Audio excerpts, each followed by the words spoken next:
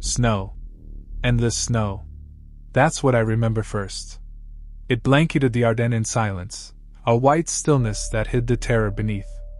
We thought the war was ending, that soon we'd be home. But in December 1944, the Germans had one last trick to play, and Bastogne became the place where winter itself went to war.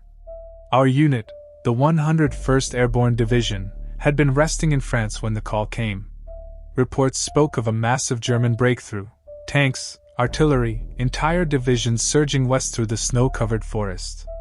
Hitler's final gamble had begun, and Bastogne sat right in their path. We were rushed in with barely any supplies, no winter gear, little ammunition. The order was clear: hold the town at all costs. When we arrived, the roads were jammed with retreating vehicles and frost-bitten soldiers. Civilians huddled in doorways, clutching their children. The air smelled of oil, snow, and fear. Bastogne wasn't just a town, it was a crossroads, 7 roads that all led deeper into Belgium. Whoever held it would control the heart of the Ardennes offensive. By nightfall, German artillery had already found us. Shells fell like thunder, shaking the ground and lighting up the snow in orange flashes. Men dove for cover, snow mixing with blood. We knew the enemy was coming, and there would be no retreat. The Germans came at dawn. Tanks first, Tiger Eye and Panther monsters rolling out of the mist, their engines growling like beasts. Infantry followed close behind, black-coated and disciplined. We had little to stop them except bazookas, 57mm guns, and courage. I can still hear the crack of the first shot, our anti-tank gun firing down a narrow street. The shell hit a Panther square on the glassy plate. It didn't even scratch it. The tank turned its turret slowly, deliberately, and fired back. The building beside us vanished in a cloud of smoke and fire. The concussion threw men to the ground. We fought street by street, house by house. Windows shattered, rifles cracked, grenades exploded in stairwells. Bastogne was becoming a frozen hell. By the second night, the town was nearly surrounded. Supply routes were cut, and snow kept falling, heavy and relentless. Temperatures dropped below zero. Men wrapped their feet in rags to fight frostbite. Rations dwindled. Ammunition ran out faster than anyone could resupply. The Germans broadcast messages over loudspeakers, promises of mercy if we surrendered. But nobody talked of surrender. We were the 101st. And if we froze to death, we'd do it standing up. The siege closed tighter each day. German artillery hammered the town from dawn to dusk, the whistling shells a grim metronome marking time. The hospitals overflowed. In basements and barns, medics worked with what little they had, torn sheets for bandages, melted snow for water. The cries of the wounded echoed through the cold stone walls. Still we held. Patrols crept through the ruins at night, listening for the growl of engines. Every corner of Bastogne became a fortress. Machine guns in shattered windows, rifles behind rubble. Civilians hid in cellars, praying the walls wouldn't collapse. The smell of cordite and smoke clung to everything. On December 22nd, German officers approached our lines under a white flag. They delivered a typed note demanding our surrender. Their message was polite, almost formal. The honorable terms of surrender are offered to avoid unnecessary bloodshed. The paper was brought to our commanding general, Anthony McAuliffe. He read it, laughed, and scribbled a one-word reply. Nuts!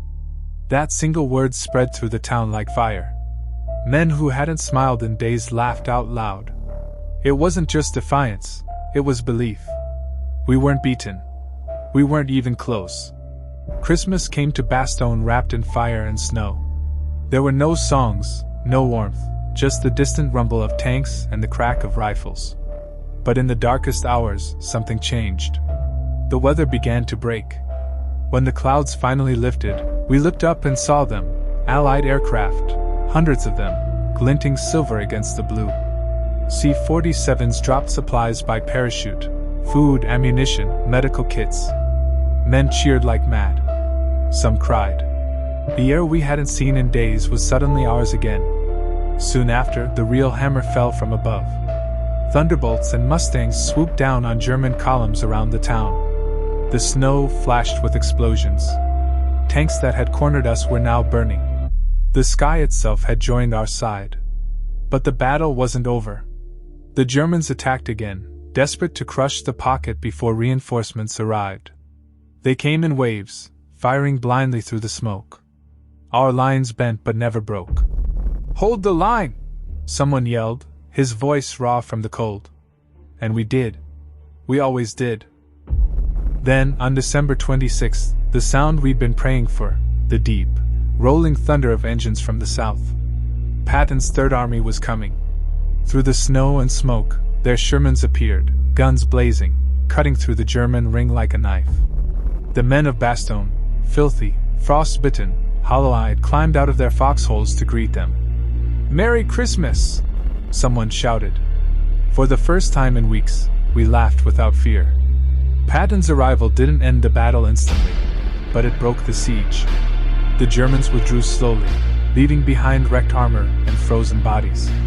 Bastogne was saved, though at a terrible cost. The town was a ruin of blackened stone and cratered streets, but it still stood, and so did we. As I walked among the ruins, I saw a sign someone had nailed to a wall. It read, "To the enemy, Merry Christmas." Simple words, but they carried everything we'd fought for: endurance, defiance, and faith that even in hell, hope could survive. When the snow finally melted, the true cost of the battle revealed itself. Thousands of men lay buried beneath the white fields. The tanks that had once terrified us, the Tigers and Panthers, now sat silent, their engines cold forever. Historians would later call Bastogne the heart of the Battle of the Bulge, the place where Hitler's last gamble shattered. The reports, the captured diaries, even the post-war interrogations of German tank designers could not explain why they failed here. But we knew. It wasn't numbers or weapons. It was something deeper, the refusal to yield. We were cold, hungry, surrounded, but never defeated. When people ask me what Bastogne was like, I tell them this: it was hell, yes, but it was also proof that courage can outlast even winter itself. And long after the snow melted and the guns fell silent, that stand in the snow became part of who we are, a reminder that freedom, once earned, must be held, no matter the cost.